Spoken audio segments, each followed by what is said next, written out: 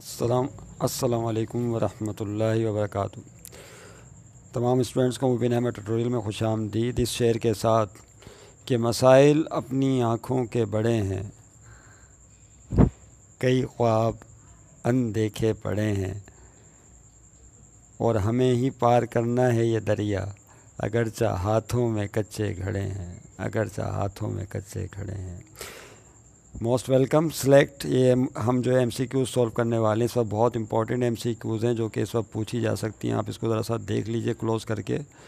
1 2 3 इसके आंसर पे नहीं जाइएगा, इसके कुछ आंसर्स में मिस प्रिंटिंग की गई है। Is that clear? इसको ज़रा सा देख लें, आप नोट कर लें MCQs को। ओके, तो पहली MCQ जो है इसके अंदर वो ये है कि अगर थोड़ा सा मुझे ऐसे रखना पड़ेगा कि कह रहे हैं कि अगर आपके पास एक सेट ए हो।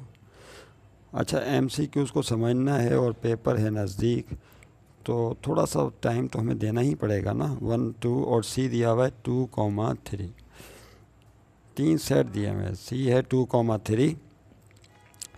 कह रहे हैं आगे कि A cross B intersection C बताइए क्या है। A cross B intersection C मालूम करें। तो बात बिल्कुल सिंपल है कि पहले B और C का इंटरसेक्शन लेंगे। इंटरसेक्शन कैसे लिया जाएगा बताओ? B और C का ये काम बड़ी तेज़ी से करना है, जाहिर सी बात है। 2 नंबर की एक MCQ होने वाली है।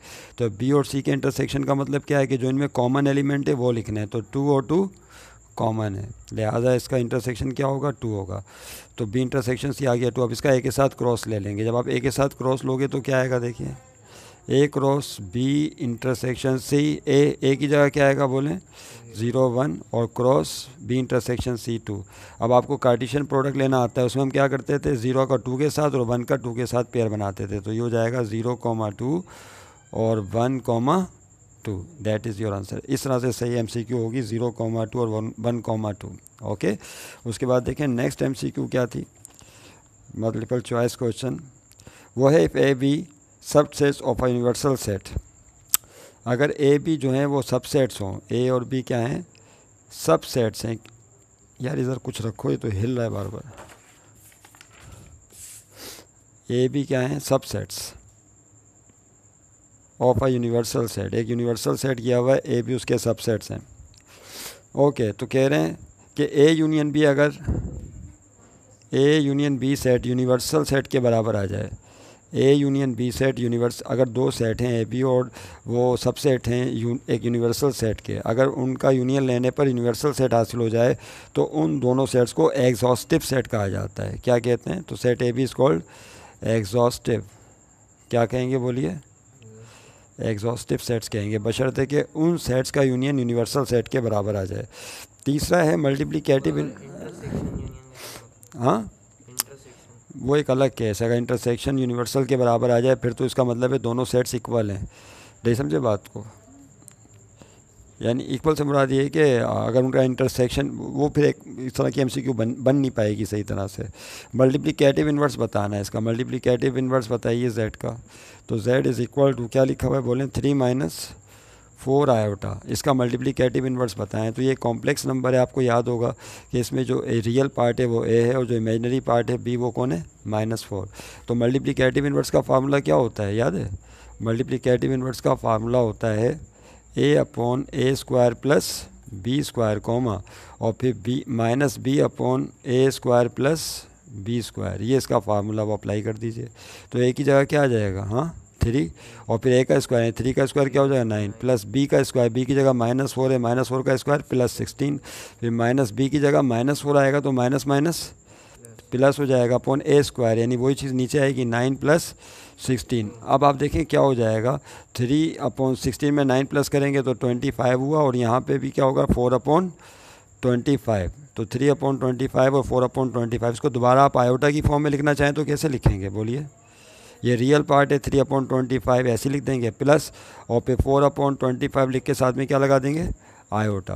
तो इसका मतलब है कि इसका जो मल्टीप्लिकेटिव इन्वर्स नंबर होगा वो होगा 3/25 प्लस 4/25 आयोटा। आयोटा को बाद में लिख लें या पहले लिख लें, से कोई फ़र्क नहीं पड़ता। कहाँ पर?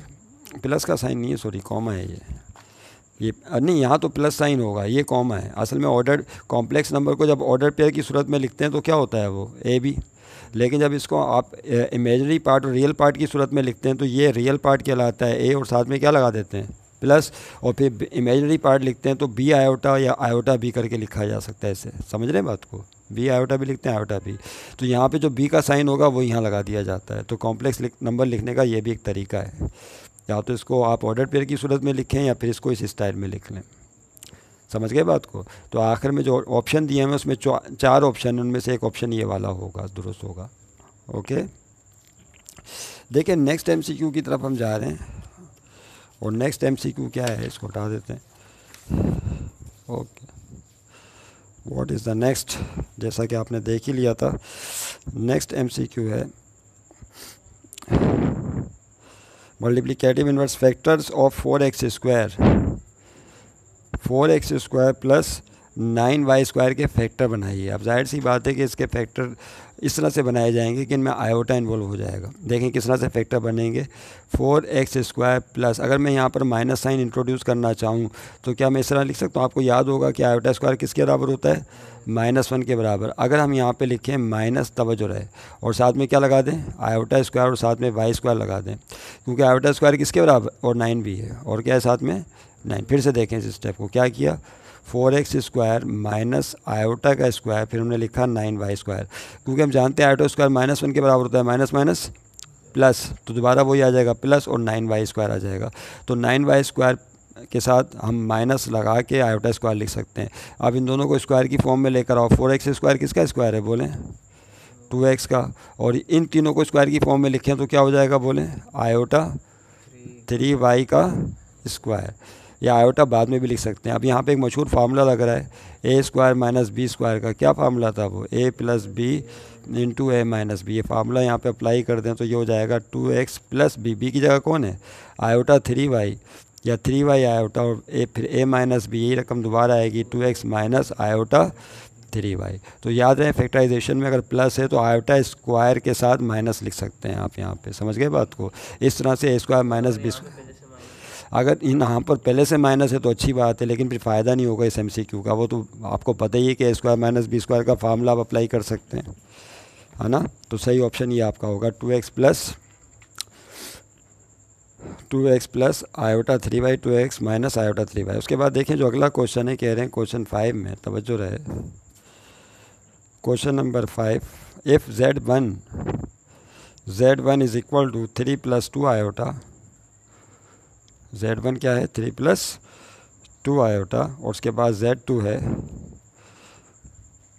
5 - 2 iota, that is 5 - 2 iota. Then real parts of z1 and z2। तो बताइए रियल पार्ट क्या होगा, किसका, z1 और z2 का रियल पार्ट बताएं क्या होगा। अब देखिए यहाँ पे 2 कॉम्प्लेक्स नंबर दिए हुए हैं z1 और z2, और यहाँ पे दोनों मल्टीप्लाई हो रहे हैं। कह रहे हैं कि जो इनका प्रोडक्ट है z1 z2, इस प्रोडक्ट का रियल पार्ट बताएं क्या होगा। तो पहले आपको z1 और z2 को मल्टीप्लाई करना पड़ेगा। कैसे मल्टीप्लाई करेंगे बोलिए, z1 मल्टीप्लाई बाय z2। तो पहले रियल पार्ट, 2 नंबर की एक MCQ है, थोड़ा काम अब तो आपको करना पड़ेगा इम्तिहान में अगर आप चाहते हैं कि आप सही जवाब दे सकें। 3 से मल्टीप्लाई करें, 3 × 5 = 15, फिर 3 × 2 = 6 आयोटा, फिर +2 आयोटा से दोनों को मल्टीप्लाई करें तो +2 × 5 = 10 आयोटा, फिर 2 आयोटा -2 आयोटा से मल्टीप्लाई होगा तो -4 बोलें, और आयोटा स्क्वायर किसके बराबर होता है, -1, और यहाँ पे प्लस माइनस माइनस 10 आयोटा में से 6 आयोटा किया तो क्या बचेगा, +4 आयोटा बचेगा, और -4 आयोटा स्क्वायर की जगह क्या आ गया, -1। अब क्या होगा बोलें, 15 + 4 आयोटा माइनस +4। अब क्या होगा, 15 और 4 इन दोनों को ऐड कर लें तो क्या हो जाएगा, 19 + 4 आयोटा। हो गया सिंप्लीफाई। अब इसके अंदर ये कौन सा पार्ट है, this is called real part, और आयोटा के साथ जो पार्ट अटैच है इसको क्या बोलते हैं, इमेजिनरी पार्ट। तो जो रियल पार्ट इसमें पूछा है वो क्या होगा, 19 होगा। हाँ, इमेजिनरी पार्ट पूछ लें तो फिर क्या होगा, फिर 4 होगा। तो इस तरह रकमों को आप मल्टीप्लाई करके भी पार्ट बता सकते हैं। उसके बाद देखें जो नेक्स्ट MCQ है वो देख लें क्या है। नेक्स्ट MCQ में कह रहे हैं इफ़ b² - 4ac < 0, क्या लिखा हुआ है, b² - 4ac < 0, ये <0 है, then roots of quadratic equation. तो रूट्स क्या होंगे क्वाड्रेटिक इक्वेशन के, ये बताने हैं, रूट्स ऑफ क्वाड्रेटिक इक्वेशन। तो आपको याद होगा, आपको याद हो या ना याद हो, मुझे याद है ज़रा कि जब क्वाड्रेटिक इक्वेशन स्टैंडर्ड फॉर्म में लिखते हैं तो क्या होती है वो, a x square plus b x plus c is equal to 0। जब क्वाड्रेटिक फार्मूला लिखते हैं तो क्या होता है बोले, एक्स इज़ इक्वल टू, हाँ, X is equal to minus B plus minus under root B square minus 4ac upon 2a, यही है फार्मूला। इसमें ये जो बी स्क्वायर माइनस 4ac है, this is called what, discriminant. इसे क्या कहा जाता है, बी स्क्वायर माइनस 4ac। इस बुनियाद पर नेचर ऑफ रूट्स बताई जाती है। अगर तो ये डिस्क्रिमिनेंट यानी बी स्क्वायर माइनस 4ac जो डिस्क्रिमिनेंट है, अगर ये इज़ इक्वल टू 0 आ जाए तो रूट्स क्या होते हैं, या तो रूट्स आर इक्वल, शाबाश। और अगर ये B square minus 4ac greater than 0 आ जाए तो इसका मतलब है रूट्स आर रियल। और अगर B square minus 4ac less than 0 आ जाए तो इसका मतलब क्या होता है, रूट्स आर, हाँ भूल गए, इमेजनरी।